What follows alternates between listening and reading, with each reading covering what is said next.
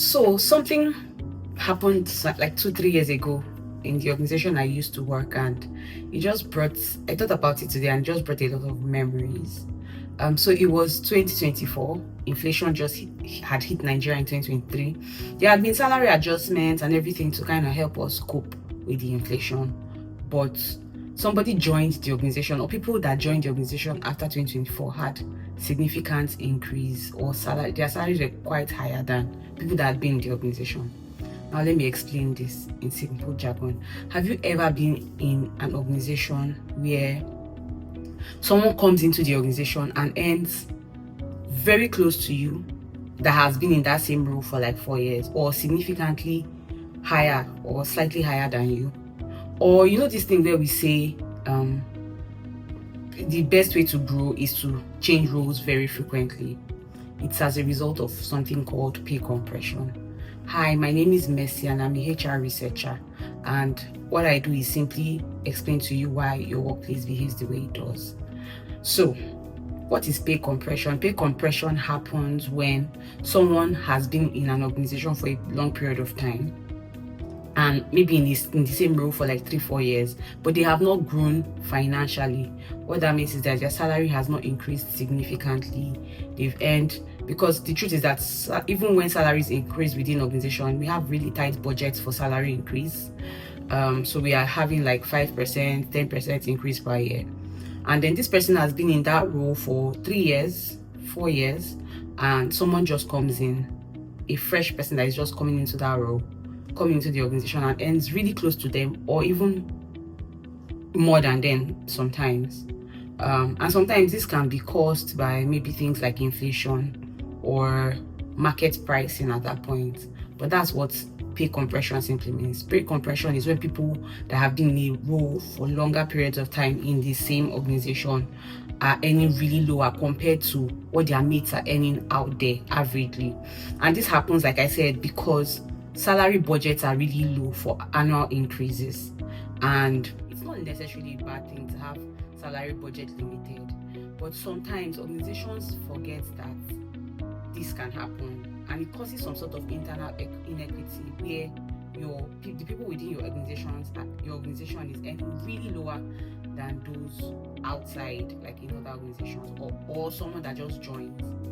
And pay compression really causes demoralization, and it's really, really bad in inflation.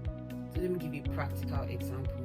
If you used to earn 600k as an account officer in 2022, and 2023 inflation hits Nigeria, your organization tries, they really try hard, and because it's like over 100% devaluation, they give you, say, your salary increases to like 900k devaluation. They call it one name, they call it cola, they call it whatever, and market moves.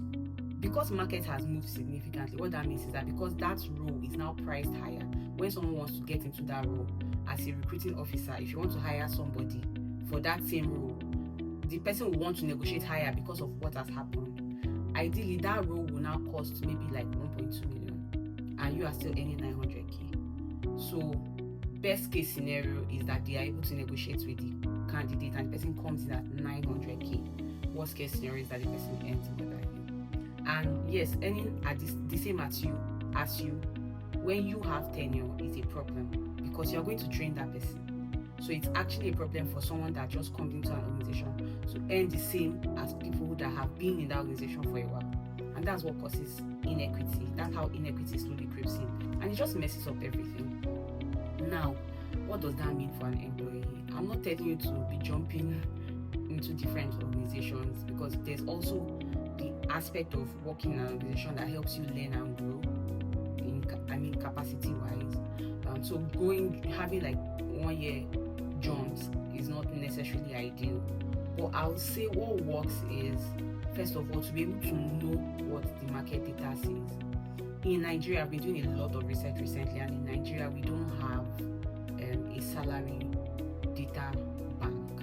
So what that means is that, for example, if you're a US citizen, you could go to the Bureau of Labor Statistics, their website, and check what an average American in maybe one of the states in Iowa or say in New York would earn. But you can't do that in Nigeria. We don't have salary data. Even organizations struggle to get salary data at this point. So how are you going to know what you are valued at the market now when we don't have salary data?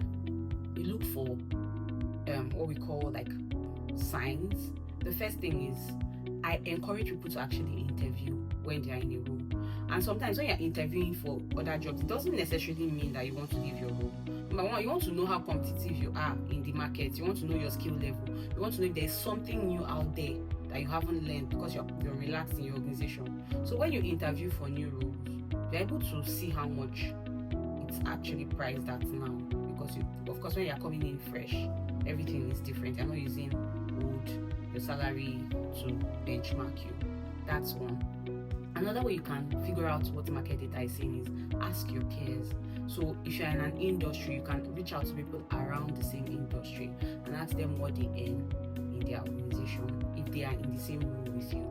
Also, another pointer is for new people that are coming in. There is a senior finance officer and then your organization just hires a senior finance officer.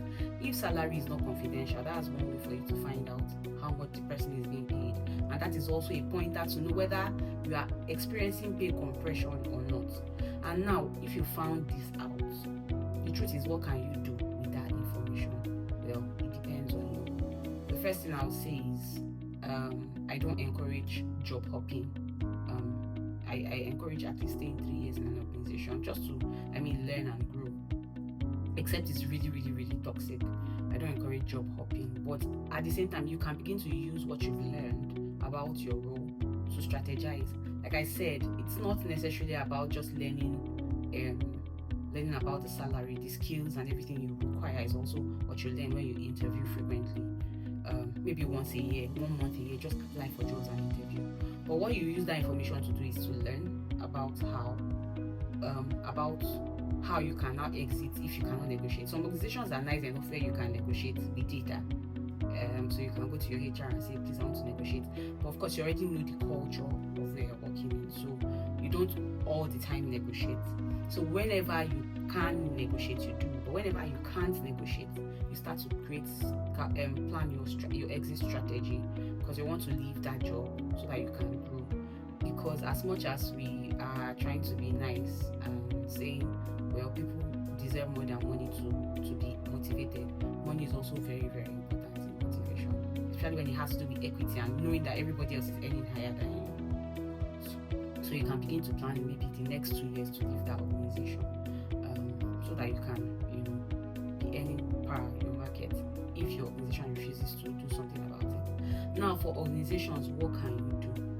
Pay compression is very expensive to fix. I have been in organizations where they try to fix pay compression and it costs a lot because they're trying to do damage repair to fix all the salaries that have been compressed because of tenure in the organization. So what do you do as an organization? Please monitor your employee salaries. Standard organizations or big organizations that can afford to buy market data do that, and then they review market data to know where their employees are placed every year. A compression of 1 year is going to be cheaper than a compression of 5 years.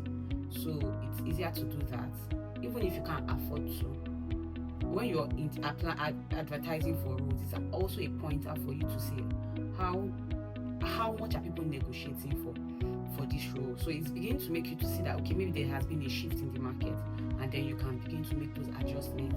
Don't wait until it's too late and then you have such huge pay gaps, and then you have to start fixing it urgently, and that's quite expensive. There's something else I'd like to say. Yes, in Nigeria, I read a research recently that said over 76% of people leave their jobs after 1 year. So we have a lot of attrition in Nigeria. And that's because people are not comfortable. You don't want to have to be recruiting so frequently. So you do well to help your organization as a HR manager, as a business owner, to just review salaries periodically. Just look at the market. Reviewing doesn't mean you have to change the salary immediately, but you can look at the market, what the market is saying, and then adjust accordingly. Thank you so much for watching this video. If you enjoyed everything I said, please subscribe to my YouTube channel, because this is what I'm going to be talking about, things like this, explaining how science plays into HR, or how the HR decisions are made, or how your workplace just generally functions. So subscribe to this channel, like this video, share your comments or your thoughts, what you think. If this has ever happened to you, please let me know, and please share to your friends. Thank you so much for watching.